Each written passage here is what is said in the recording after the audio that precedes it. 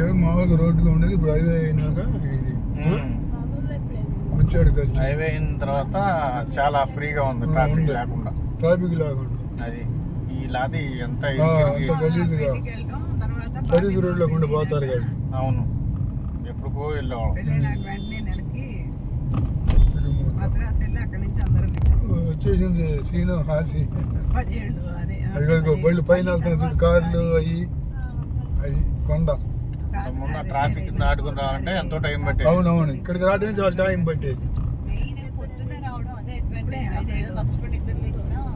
అవునవును, చాలా జర్నీ చేసినట్లేదు. నేనైతే కాళ్ళు అసలు అటు కూర్చుంటాం అనిపించింది. రాత్రి నాకు అనుమానం వచ్చింది కానీ బయటకు అనలా. కానీ అంతా ఆయనే తీసుకెళ్తాడు, ఆయనే తీసుకొస్తాడు అని అన్న.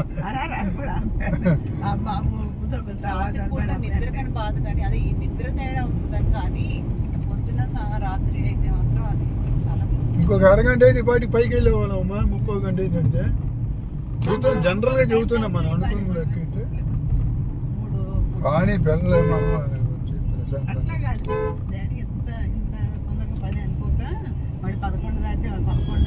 దానికోసం తొందర పెట్టారు. మామూలుగా మనకు ఆ కంగారు లేకపోతే అసలు తొందర పెట్టేవాళ్ళు కాదు. ఇక్కడ మొదలయ్యాక తెలియదు కదా, తెలిస్తేనే కదా.